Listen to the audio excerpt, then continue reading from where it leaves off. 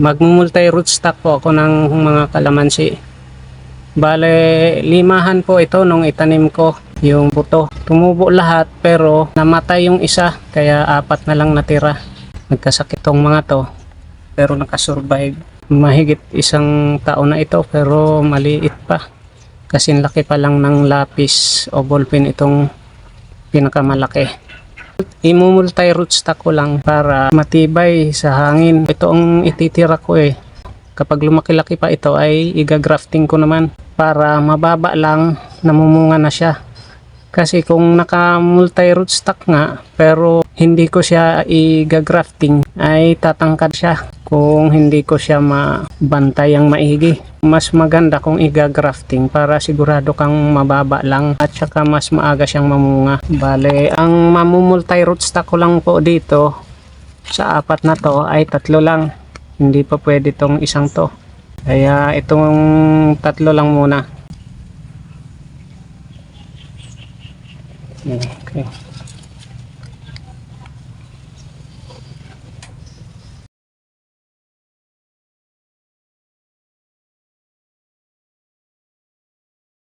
Ayan na, meron na siyang dila-dila.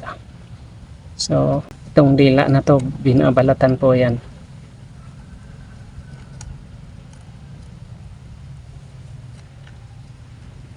Pero magtitira ka ng balat sa gilid niya. Sa magkabilang gilid ng dila. Ayan o, may balat pa siya. Ngayon, ang dila naman itong isang to ay kabaliktaran. So, ayan. Ganito siya.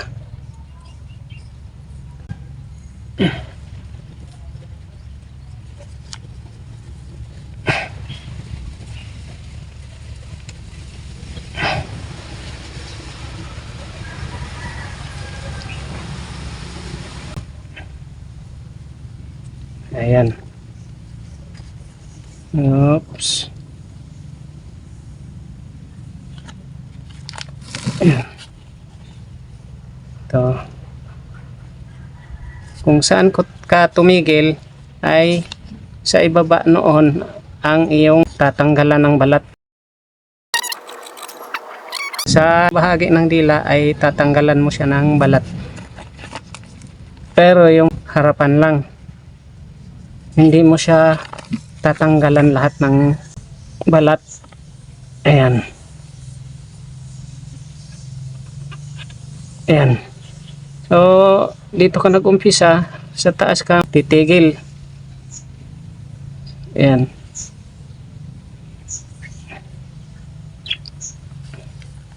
Ayan. Pwede mo nang isubo. Ayan. Ayan, ganyan. Pero dahil nagawa pa ako ng para sa isang ito, ay hindi muna isusubo at tatalian. Nagawa pa ako ng para dito sa isa na to. Ayan.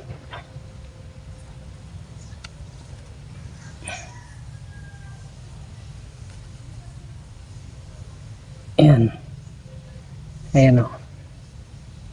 So, tumigil ka dito sa itaas ka magbabalat pababa.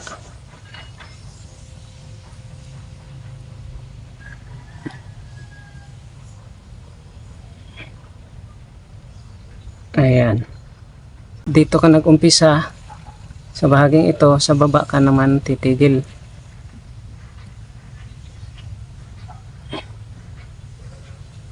Ayan. Okay.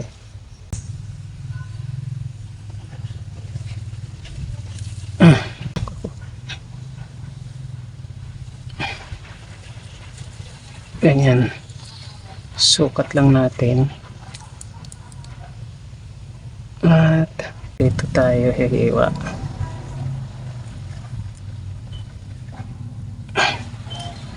Ayan. So,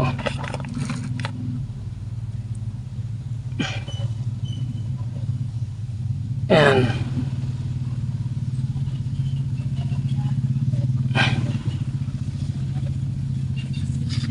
Ngayon, babalatan natin yung dila.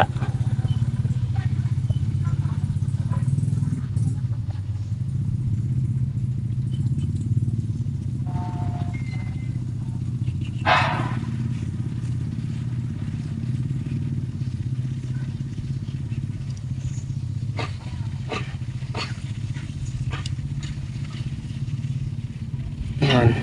Ayan. Ito yung dulo ng dila niya. Dito tayo tumigil ng pagbabalat.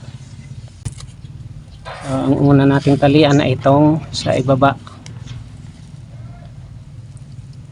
Ito. Ayan. Dahan-dahan lang baka mabali.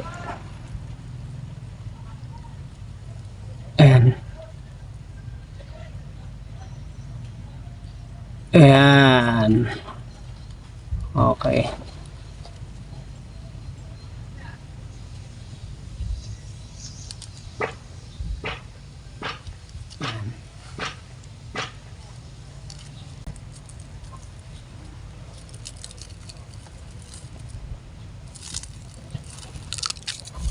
Ayun. Tali.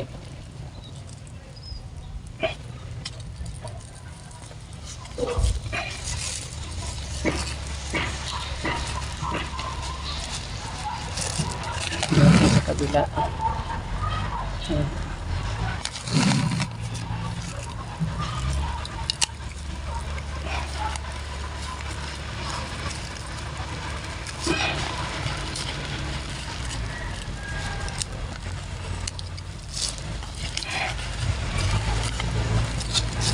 Ayan.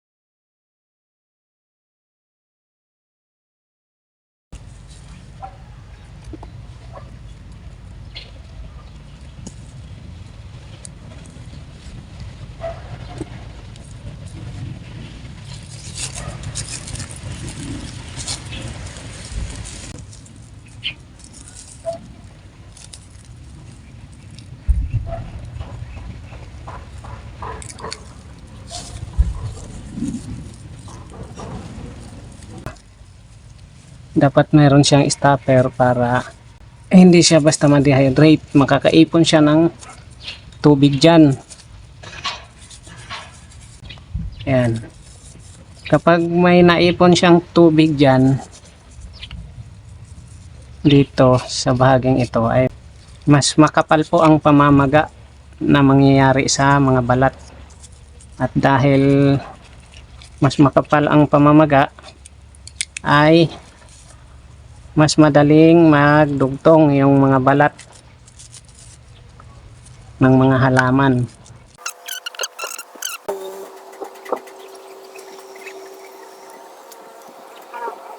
Ganon din po dito, maglalagay din tayo ng stopper para ang moisture ay mananatili dito na siyang mabilis magpakapal sa mga sugatang balat. Ayan.